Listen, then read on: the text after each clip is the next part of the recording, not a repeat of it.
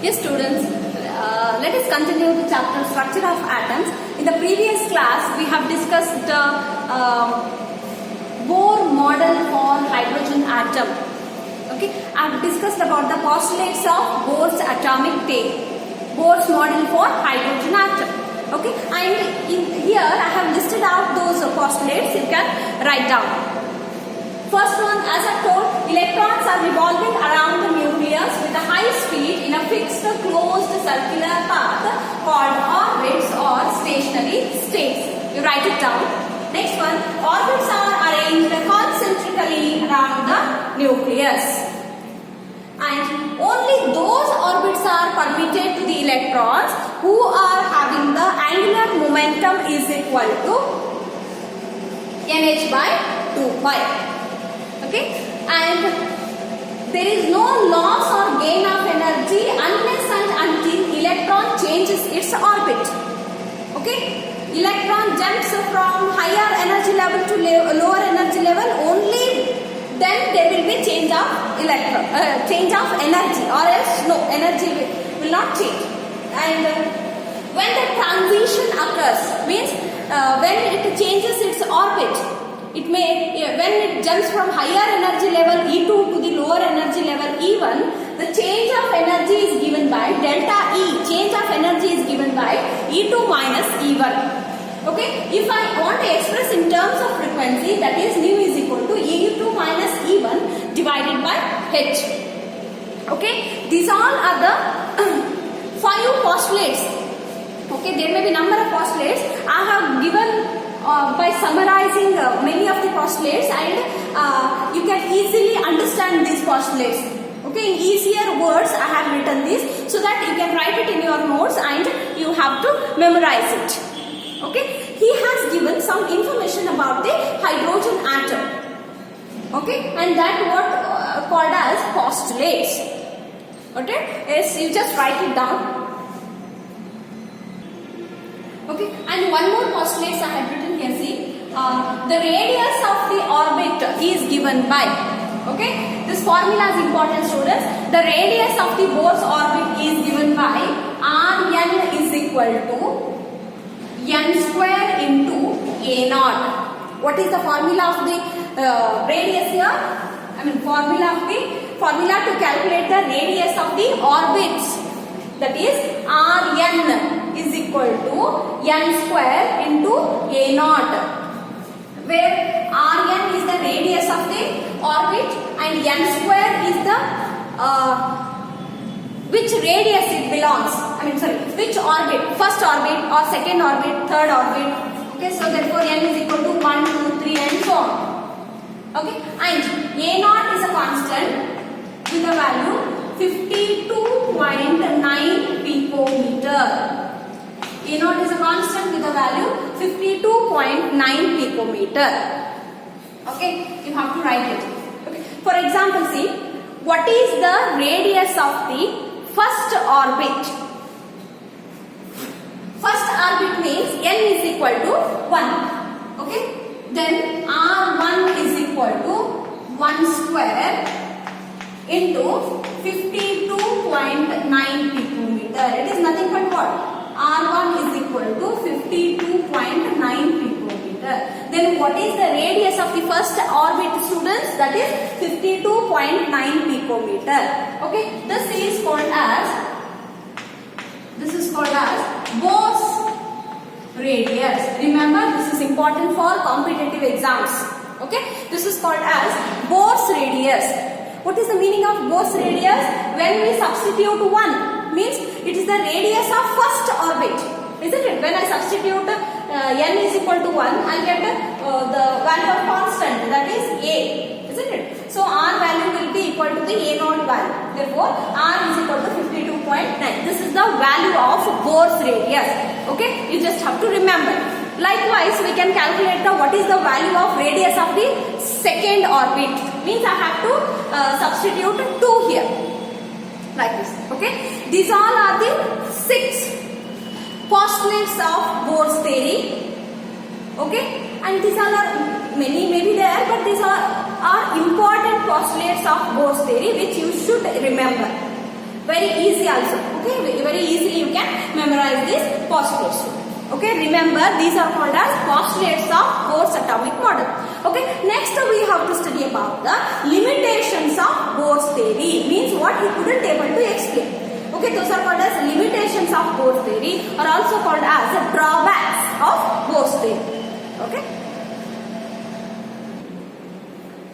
now limitations or drawbacks of Bohr's theory. Okay, limitations or drawbacks means the which points the Bohr cannot able to answer for, or which points he cannot able to explain regarding hydrogen atom or regarding atom.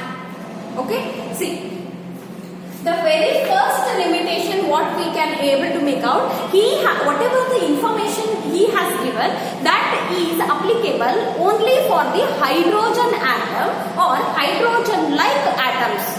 Hydrogen atom means what? He has given the explanation for the atoms having only one electron, that is what? Hydrogen, or hydrogen like atoms. For example, lithium. How many electrons are there in the lithium, students? 3 electrons are there. If I remove 2 electrons, I should write here 2 plus. Okay, how many electrons are remaining in this ion now? 1 electron. Therefore, he has given his theory only for the hydrogen atom and hydrogen like atoms, means he cannot able to give the explanation about the arrangement of the atoms, arrangement of the electrons in a multiple electron system. Okay, he did not explain about the atoms which are having multiple electrons. He did not give explanation about the atoms having multiple electrons. Okay, this will be the first. Second one, he did not explain the Zeeman effect and Stark effect. He did not explain the Zeeman effect and Stark effect. What do you mean by Zeeman effect? Zeeman effect means the splitting of spectral lines in the presence of magnetic field. Stark effect means the splitting of spectral lines in the presence of electric field. He didn't give explanation about these two effects. Okay, and first one, he did not give explanation about the atoms having multiple electrons or atoms having more than 1 electron. Second one, he didn't give explanation about the Zeeman effect and Stark effect. Okay, and next, third one, Heisenberg's theory. This we will study in further classes. Okay, Heisenberg's theory disproved the existence of definite paths around the nucleus. Okay, Bohr had told that there are the definite fixed circular paths around the nucleus where the electrons will be revolving continuously. But scientist Heisenberg has told that there are no definite paths around the nucleus. Okay, there are no any fixed paths around the nucleus.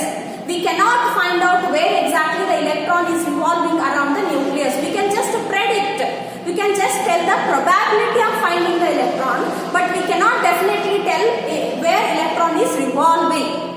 Okay, when this theory is being proposed, it has disproved the existence of definite paths around the nucleus. This was also one of the drawbacks of the Bohr's model. Got it? Okay. Okay, and he cannot explain about the splitting of spectral lines. Okay. Okay.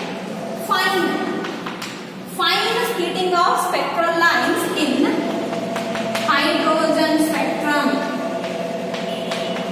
Okay, regarding hydrogen spectrum we will study later. Okay, he cannot able to explain about the fine splitting of hydrogen. Okay, in the hydrogen spectrum he could able to see the lines. Okay, but when we see it, we can see the further splitting of the spectral line. Very fine lines were observed in the hydrogen spectrum, but he couldn't give the explanation about that. Okay, these are the 4 drawbacks of the Bohr's model. Okay, you can write it down, students. The Bohr cannot able to explain about the atoms which are having more than one electrons. Second one, he did not explain about the Zeeman effect and Stark effect. Okay, in the bracket you write Zeeman effect means in the bracket splitting of spectral lines in the presence of magnetic field. Next, Stark effect, splitting of spectral lines in the presence of electric field. Okay, next one, Heisenberg's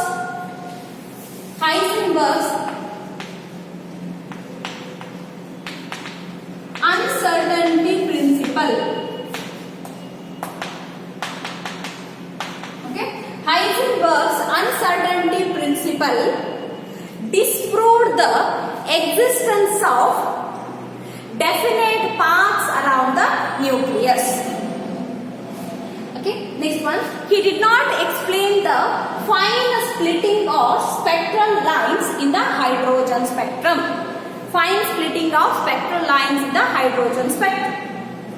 Okay, yes students, you should be thorough in the postulates of Bohr's theory as well as in the limitations. They may ask you to write the postulates of Bohr's theory, or also they can ask what are the limitations of the Bohr's theory. Hope everything is clear to you. Okay, and in the middle I have taken as a hydrogen spectrum. Okay, regarding that we will discuss in the next class. Hydrogen spectrum, in that the continuous spectrum, line spectrum, emission spectrum and absorption spectrum of Higgs. Okay, you just write this all in your notes neatly, and further things we'll study in the next class. Okay, thank you.